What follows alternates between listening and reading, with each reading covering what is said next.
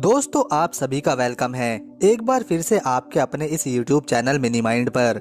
आज हम बहुत ही अमेजिंग फैक्ट्स जानेंगे पश्चिमी एशिया के सबसे खतरनाक और अलग देश यमन के बारे में।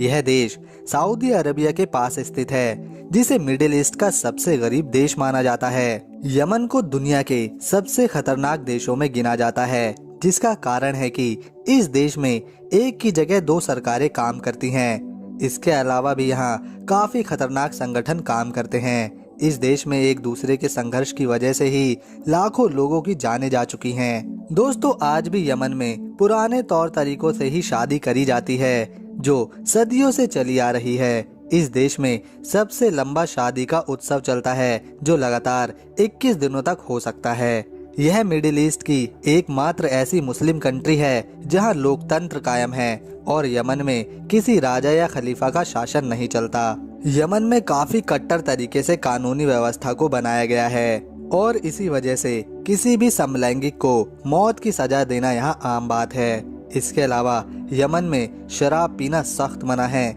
यहाँ तक कि इस देश में किसी भी महिला की फोटो तक खींचने की मनाही है। यमन में हालात ये है कि यहाँ की महिलाएं पुरुषों की आंखों में आंखें डाल के नहीं देख सकती। अगर यमन के बाहर से कोई यहाँ घूमने आता है, तब भी इस देश के कई सख्त कानून उस पर लागू होते हैं। जैसे एक दूसरे को देखने का कानून भी यहाँ पर्यटकों पर लागू होता है। इसके अलावा विदेश से आई हुई महिलाओं को भी पूरे ढके हुए कपड़े पहनना होता है। यहाँ पर छोटे या मॉडर्न कपड़े पहनने की आज़ादी बिल्कुल नहीं है। प्राचीन समय में यमन एक अमीर देश हुआ करता था, लेकिन किसी भी तरह के प्राकृतिक समृद्ध ना होने की वजह से आज यमन मिडिल ईस्ट का सबसे गरीब देश बन चुका है।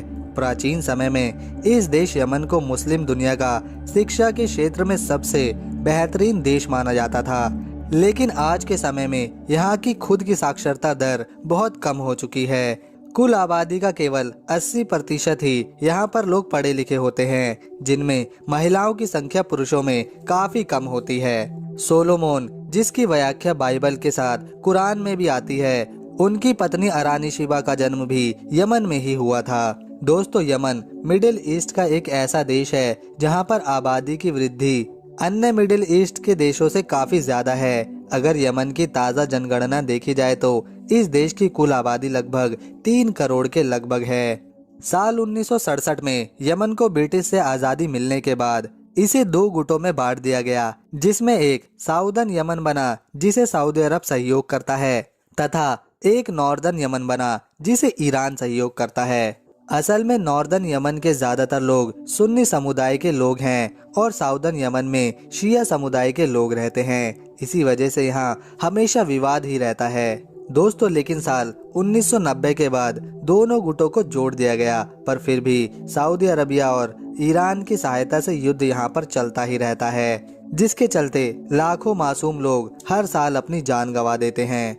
यमन में होने वाले युद्ध के चलते ही इस देश की अर्थव्यवस्था पिछले कई सालों से ठीक नहीं चल रही। इसी के चलते यमन में गरीबी भी बढ़ चुकी है। यमन में सबसे ज्यादा अरबी बोलने वाले लोग रहते हैं। 5,27,968 स्क्वायर किलोमीटर के क्षेत्रफल में यह पूरा देश फैला हुआ है, जिसकी राजधानी साना शहर है। साथ ही पूरे यमन का यह शहर ही सबसे बड़ी सिटी है। यमन में चलने वाली करेंसी को यमनी रियाल कहते हैं और इस समय एक यमनी रियाल की कीमत भारत के रुपए से काफी कम है। मतलब एक यमनी रियाल बराबर भारत के 0.29 पैसे। यमन का official name Republic of Yemen है। इस देश का समुद्री तट लगभग 2000 किलोमीटर तक फैला हुआ है। कॉलिंग कोड +967 है। इस देश में कानूनी सख्ती बहुत होती है। नागरिक चाहे देशी हो या विदेशी, अगर गलती करी तो उसे सजा मिलना तय ही है। तो दोस्तों ये थी यमन देश से जुड़ी बेहद ही अमेजिंग जानकारी। अगर आपको हमारी ये वीडियो पसंद आई तो हमारे इस YouTube चैनल को सब्सक्राइब कर बेल आइकन को प्रेस कर लें, ताकि भविष्य में आने वाली सभी वीडियो की सारी अपडेट आपको तुरंत मिलती रहे। मिलते हैं नेक्स्ट वीडियो में, तब तक के लिए नमस्कार। वीडियो देखने के लिए थैंक्स।